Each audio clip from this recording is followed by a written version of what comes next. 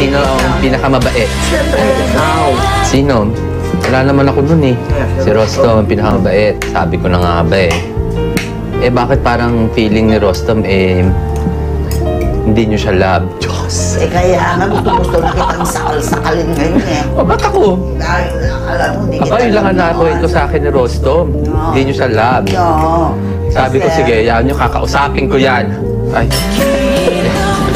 Sabihin ko, Ang feeling niya, hindi siya mamasboy kasi may selos para sa sarili niya. Na yun na nga yung lagi ko siya inuutusan, hindi ko siya mahal.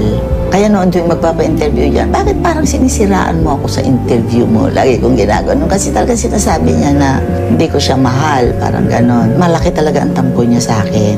Ngayon na lang, kasi nagkaroon na kami ng heart-to-heart talk na nagkakamali ka, Rostom. Sabi ko, mahal kita. Masipag ka kasi ako madali ka sumunod. Kaya ikaw lagi yung utusan ko. si Rostom mabait yun eh. Yung laging masunurin. Siya yung at laging nag-aaral lang mabuti. Lahat ng ginusto ng isang ina sa isang anak, I think, yun yung ginawa ni Rostom nung araw. Nakakatuwa naman na kasi nga, after all these years, yung pag sinasabi na sa harap mo ngayon yun, kahit na mayapan na siya, eh okay na rin.